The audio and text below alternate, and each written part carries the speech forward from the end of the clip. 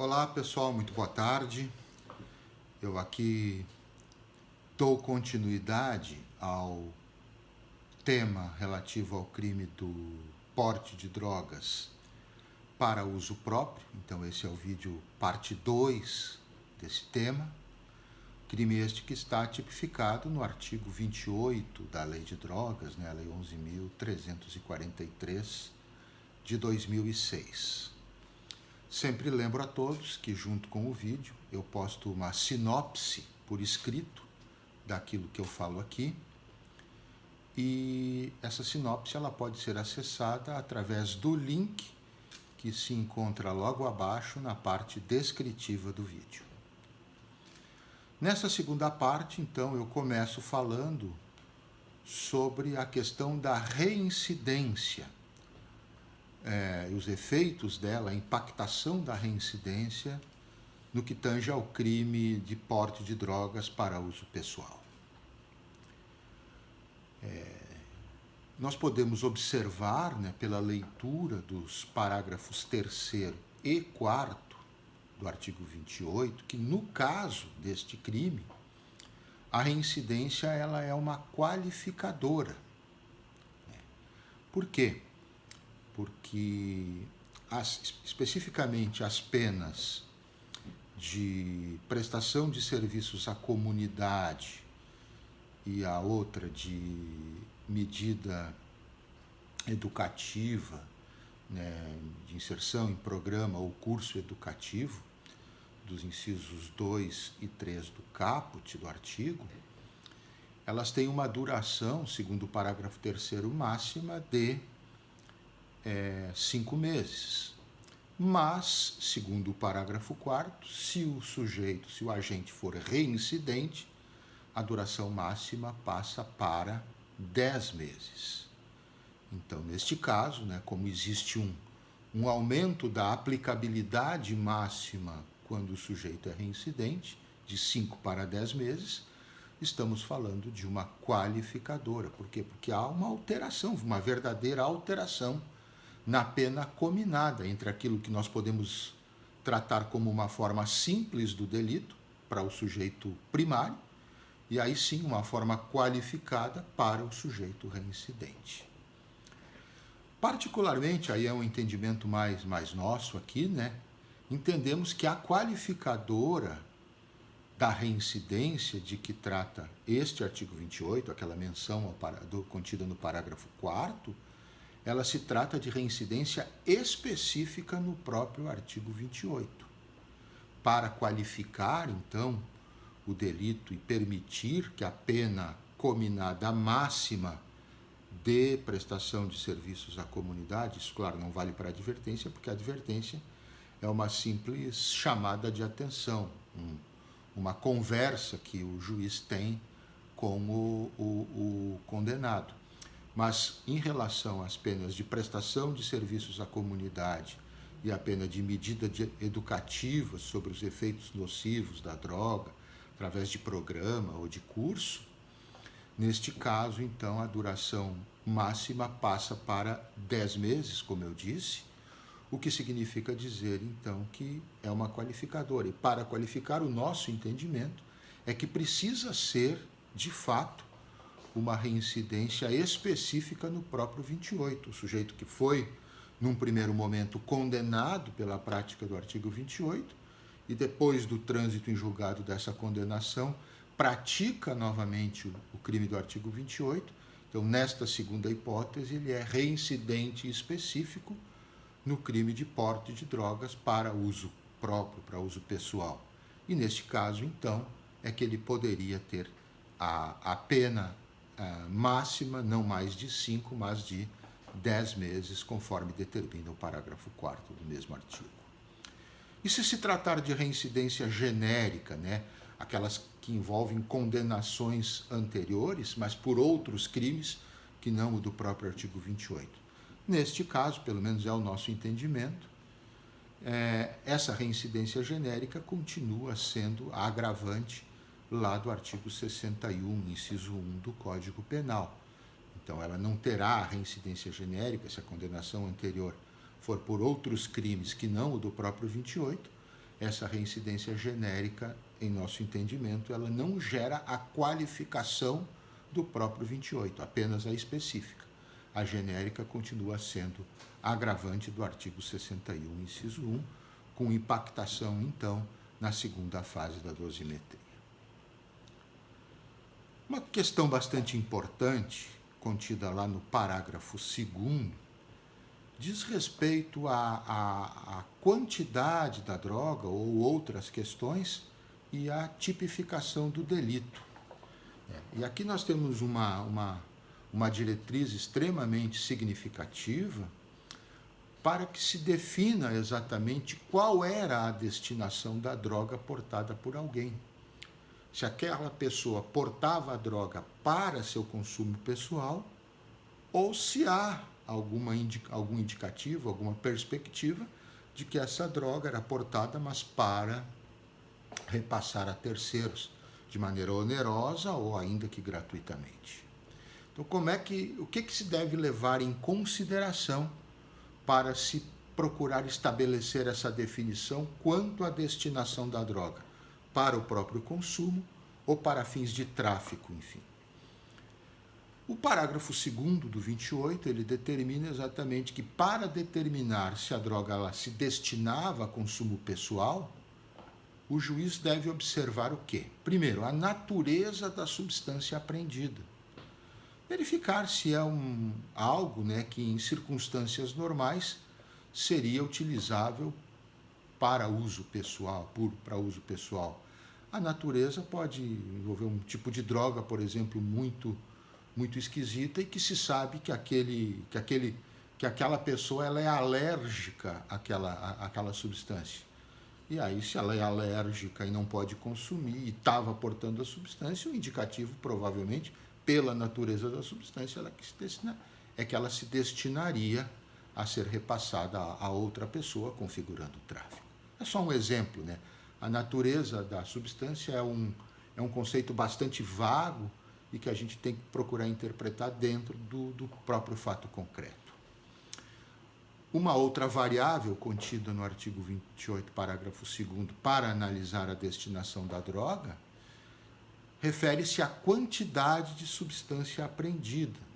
Avaliar se é uma quantidade que, num raciocínio um tanto quanto hipotético, ela não extrapole o consumo de uma pessoa normal por alguns dias.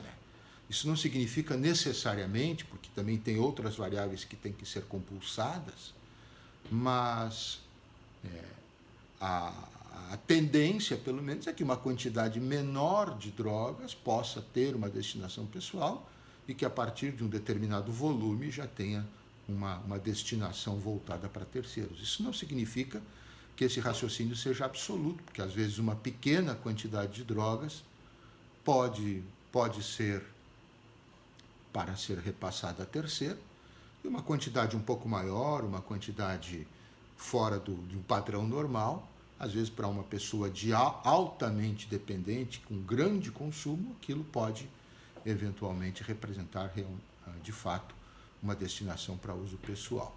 Mas é uma variável muito importante. O indicativo básico é que menos droga pode ser destinada a consumo pessoal. Agora, um volume maior de drogas já há uma probabilidade muito grande de ser realmente droga destinada para fins de tráfico.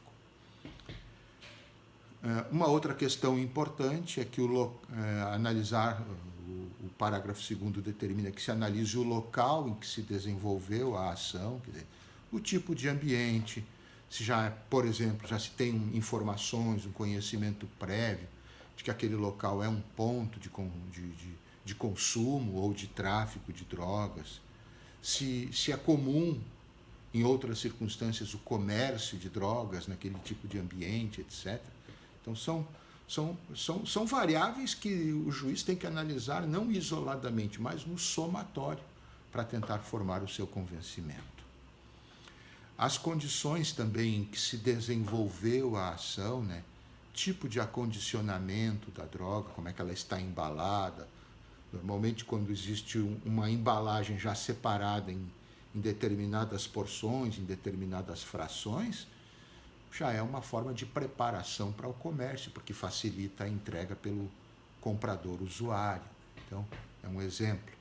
Então, o tipo de acondicionamento, a forma de embalagem, se há instrumentos próprios para o tráfico, como é o caso, por exemplo, de balanças de precisão naquele ambiente, é sempre um indicativo de tráfico e não de consumo. Quando existe uma quantidade anormal, fora do comum, de objetos de origem inexplicada, por exemplo, é muito comum em locais de tráfico se encontrar ali carteiras de identidade de pessoas que deixam ali como uma espécie de calção, ou telefones ou aparelhos eletrônicos que não têm uma razão lógica para estarem ali naquela quantidade, não tem uma nota fiscal, não tem um elemento de convencimento de que aquele produto seja um produto que deveria de fato estar ali de uma forma racionalmente lógica para estar naquele local. Então, quando tem uma quantidade anormal de objetos de origem inexplicada, uma quantidade anormal de dinheiro em espécie, hoje em dia, poucas pessoas guardam realmente dinheiro em espécie consigo, a maioria guarda numa conta bancária, guarda em algum local mais seguro. Então, quando nós temos uma quantidade muito grande, fora do padrão de dinheiro em espécie, ou quando esse dinheiro, às vezes, nem em quantidade tão grande, mas uma quantidade muito grande de notas miúdas, porque a nota miúda ela é muito comum de ser utilizada para pagamento da droga pelo usuário. Então, são condições em que se desenvolveu a ação, de uma forma geral, dentro de variáveis como essas, que também precisam ser analisadas para se tentar identificar qual seria a destinação dessa droga. Também a lei ainda determina que o juiz analise as circunstâncias sociais e pessoais do agente. Se é uma pessoa que tem trabalho lícito, ganha a vida de maneira lícita, de maneira honesta, se tem família, por exemplo, habitando no mesmo lugar, se tem crianças, se tem pais, mães, enfim, gente que, em princípio, não toleraria que aquele local fosse utilizado como local para comércio. Também a lei manda que se analise a conduta do agente, quer dizer, se ele tentou se evadir do local, se ele resistiu, se ele não colaborou, se ele deu alguma explicação plausível para a existência da droga naquele local. Enfim, a conduta do agente envolve várias possibilidades, né? E manda também que se analise ainda os antecedentes do agente, né? Se ele tem algum histórico de envolvimento com drogas, se já foi internado ou tratado por dependência, se já teve condenação anterior ou alguma suspeita anterior de uso ou de tráfico de drogas.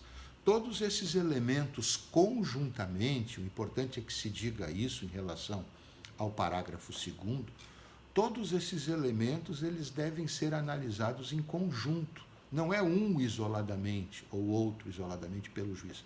O conjunto desses elementos é que poderá dar a pista necessária, né, deixar a cicatriz ali marcada de que aquela droga se destinaria ao próprio sujeito consumir, ou se de fato ele tinha aquela droga ali, naquelas circunstâncias, naquela quantidade, naquele local, mas com o propósito, em princípio, de repassá-la à terceira pessoa, de vendê-la, de traficá-la de alguma forma.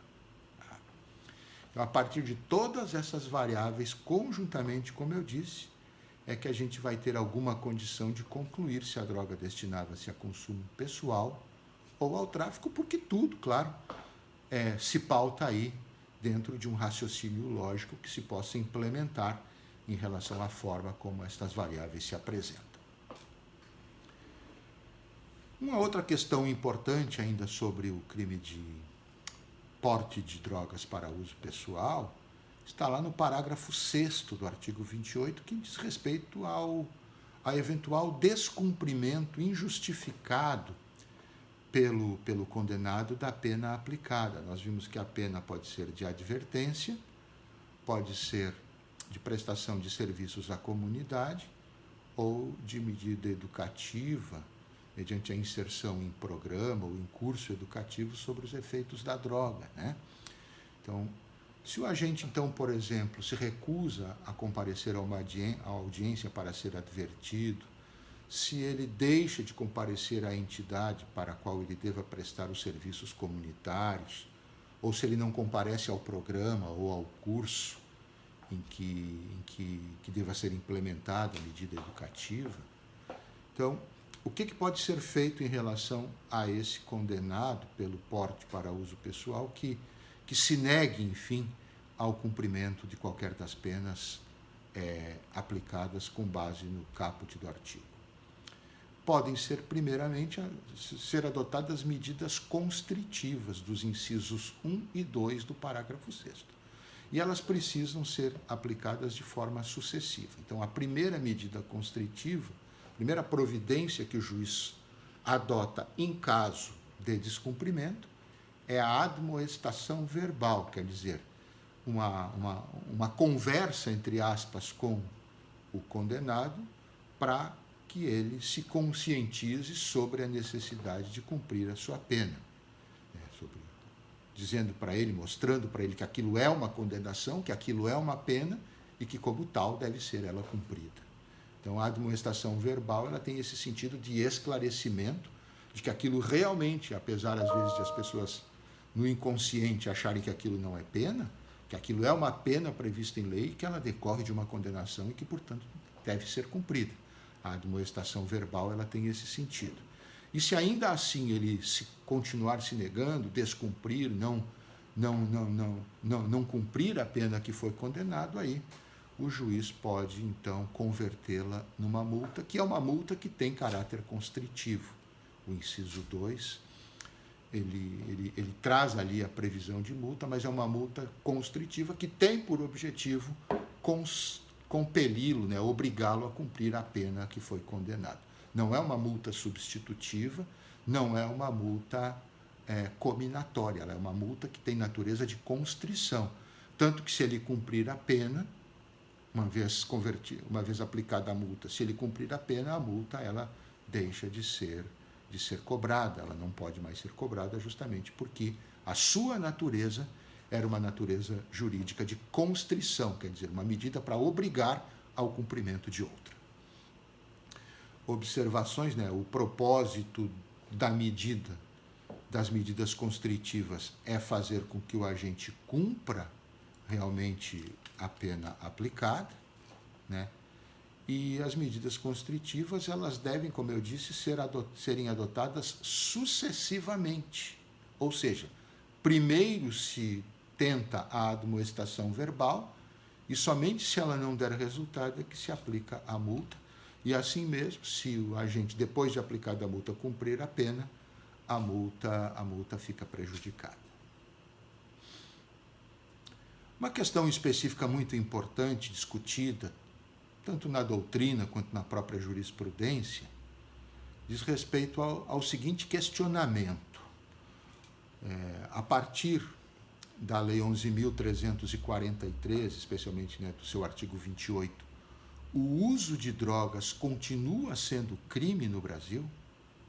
Ainda há uma tipologia de crime, né, de delito, naquilo que consta no artigo 28 do Código Penal? Nesse aspecto, há várias correntes, né? Eu cito aqui 4, não necessariamente na ordem em que elas surgiram, mas da forma como elas existem, tanto na doutrina quanto na jurisprudência. Então, uma primeira corrente que se baseia no artigo 1º da Lei de Introdução ao Código Penal. A Lei de Introdução ao Código Penal é o Decreto-Lei 3914, de 9 de dezembro de 1941. E no seu artigo 1º, ele vincula a ideia de crime à cominação de reclusão ou detenção e a ideia de contravenção à cominação de multa, de prisão simples ou multa, ou apenas multa. Então, para essa primeira corrente que eu cito aqui, que se baseia na dicção do artigo 1º da Lei de Introdução ao Código Penal, o uso de drogas não é mais crime nem contravenção, pois nós observando o artigo 28, não há cominação nem de reclusão e nem de detenção para ser crime, e nem de prisão simples ou multa para ser contravenção. Mesmo aquela multa que está prevista lá no parágrafo 6º, inciso 2, ela não tem caráter cominatório, ela tem a caráter apenas constritivo, como eu falei. Então, ela não é pena, ela é constrição para obrigar o sujeito ao cumprimento da pena. Mas ela em si, a multa que está ali, também não é pena. Então, se não há reclusão nem detenção, não é crime, e se não há prisão simples e não há multa, não é contravenção. Então, para esta primeira corrente, diz, olha, não é crime nem contravenção. Para esta corrente, na verdade, essa primeira que eu cito aqui, o que houve foi abolício criminis, abolição do crime, até então existente, e agora se trata de um ilícito de uma outra natureza, talvez um ilícito civil ou um ilícito administrativo, mas não um ilícito penal. Há uma segunda linha de pensamento, né, que eu chamo aqui de uma segunda corrente, que também, embora siga a mesma linha do artigo 1º, lá da Lei de Introdução ao Código Penal, mas conclui de forma diferente.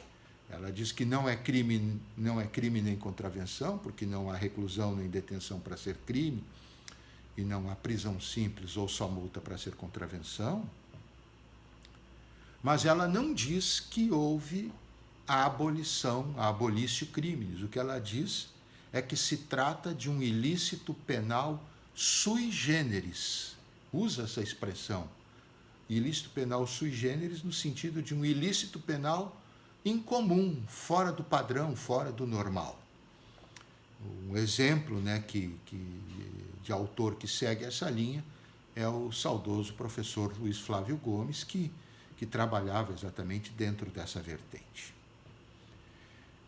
Uma terceira corrente, né, uma terceira linha de pensamento e de interpretação, ainda também se pauta no parágrafo 1º, de certa forma, no artigo 1º, de certa forma, da Lei de Introdução ao Código Penal, mas conclui ainda de uma terceira forma. A primeira forma concluía pura e simplesmente que houve abolício crimes e não é mais crime nem contravenção, será um ilícito civil ou administrativo.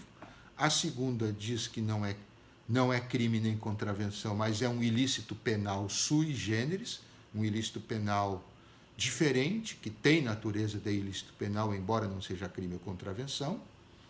E essa terceira linha agora conclui, na verdade, que havendo uma previsão de multa, ainda que ela tenha uma função subsidiária, uma função acessória, e seja ela de natureza constritiva, que havendo essa previsão de multa lá no parágrafo 6º, 2, seria uma contravenção. Então, poderia ser visto o ilícito como uma contravenção, embora essa multa, como eu disse, ela não tenha o caráter de pena e sim um caráter de constrição. Mas essa terceira corrente, então, advoga a ideia da contravenção. E uma quarta corrente descarta completamente a incidência do artigo 1º da Lei de Introdução ao Código Penal e conclui que continua sendo crime.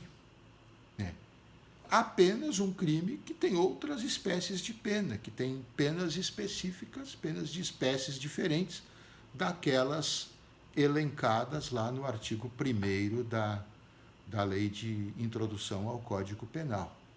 Neste caso, para dizer que ainda se trata de crime, primeiro é invocado o fato de que esse ilícito do artigo 28 ele está situado no capítulo 3 da Lei 11.343, que trata justamente dos crimes e das penas.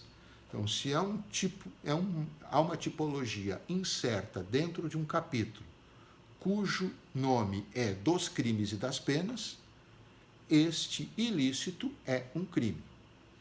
E ainda invoca, como reforço, ou talvez principal argumento, o fato de que o artigo 5º da Constituição Federal, no seu inciso 46, estabelece que existem outras espécies de penas que podem ser utilizadas na ordem jurídica brasileira, que não apenas reclusão, detenção, prisão simples ou multa. E que aqui, neste caso, dentro da esteira daquilo que diz o inciso 46 do artigo 5º da Constituição, o legislador simplesmente fez a opção por utilizar outros tipos de pena que não aquelas mencionadas no artigo 1º, sempre lembrando que a lei de introdução ao Código Penal é de 1941 e que a Constituição é de 1988.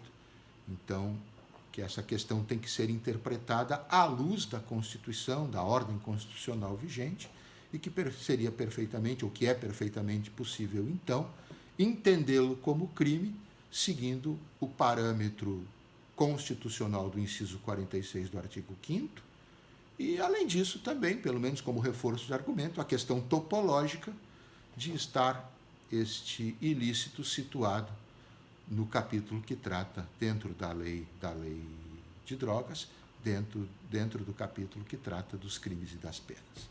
Só para informação, esta é a corrente que atualmente, de forma majoritária, talvez não seja unânime, né? Mas de forma majoritária, é aquela corrente hoje que prevalece, a corrente mais aceita, a que diz que continua sendo crime, apenas um crime cuja pena não é qualquer daquelas penas estabelecidas pelo artigo 1º da Lei de Introdução ao Código Penal, mas outras penas escolhidas na conformidade do que autoriza o inciso 46 do artigo 5º da Constituição. Esse é o entendimento majoritário hoje.